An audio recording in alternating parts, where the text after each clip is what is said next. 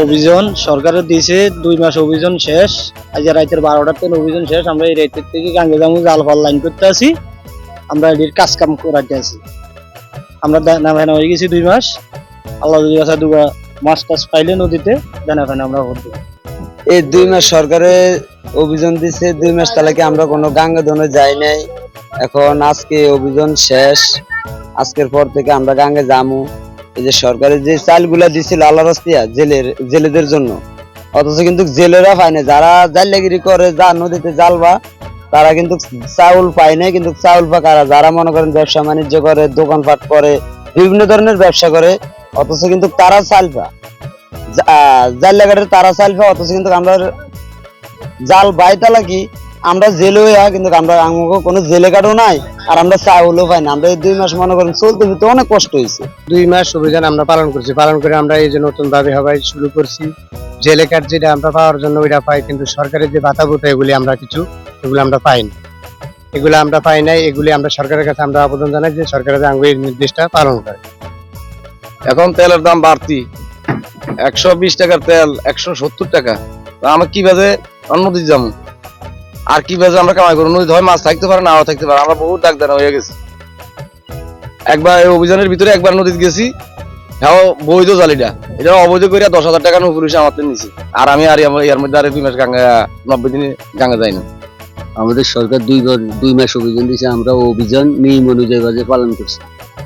এখন অভিযান শেষ হয়েছে, আমরা জাল ফাল লাইন ফাইন করতে আছি এবং আমরা নদীতে যাবো। নদীতে মাছ আছে কি বা নাই ততটুকু আমাদের জানা নাই। এখন আছে নদীতে যাই আমরা দেনা ফেনে হইতে পারি, এবং আমাদের এলাকার তেল নাই, তেল কিনতে পারি না।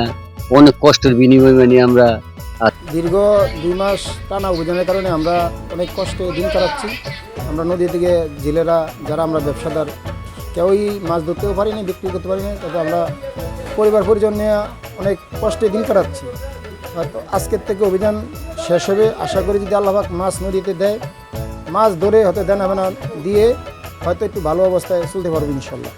আমাদের সরকার 2 মাসের নিষেধাজ্ঞা দিচ্ছে। এই নিষেধাজ্ঞা আমরা মেনে চললেই আমাদের আড়ত এবং জেলেরা নদীতে যাইতে পারে না, এবং কি আমাদের আড়তও বন্ধ ছিল।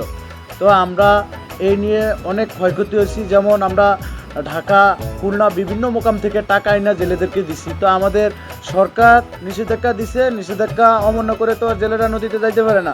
তো আমরা সব জেলেরই বলে দিছি যেহেতু নদীতে না যেতে, এবং কি আমাদের আড়ত বন্ধ হচ্ছে, এবং সামনে মে মাস থেকে আমরা মাছ বেচা কিনা চলবো, এবং কি জেলেরাও নদীতে যাইব, মোটামুটি মাছ ধরবো। যদি নদীতে মাছ পড়ে তাহলে আমরা লাভবান হইতে পারবো। এই আশাবাদী নিয়ে আমরা ঘরগদি খুলে বসি। 1 মার্চ থেকে 30 এপ্রিল পর্যন্ত মেঘনা এবং তেঁতুলিয়া নদীর 190 কিলোমিটার এলাকায় অবস্থান কার্যক্রম বাস্তবায়ন হয়েছে। উক্ত অবস্থান কার্যক্রম বাস্তবায়নের জন্য জেলা এবং উপজেলা প্রশাসনের সহায়তায় নিয়মিত অভিযান এবং মোবাইল কোর্ট হয়েছে।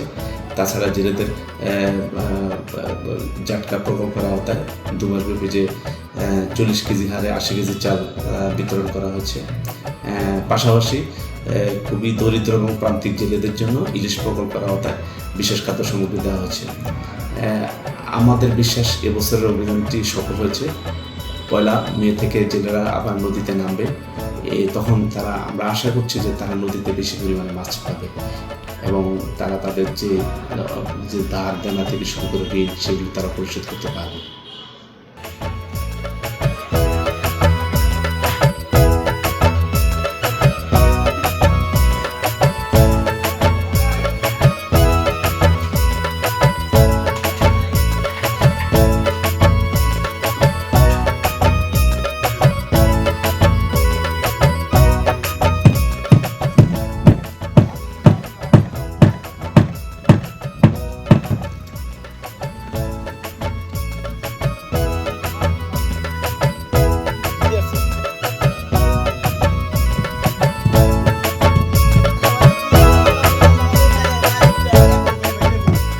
পয়লা মার্চ থেকে 30 এপ্রিল পর্যন্ত মেঘনা নদীর যে 190 কিলোমিটার এলাকা ভোলা জেলার মেঘনা এবং তেঁতুলিয়ার যে অভয়াশ্রম এলাকা, এটা 30 এপ্রিলে এটার নিষেধাজ্ঞা এটা উঠে যাবে।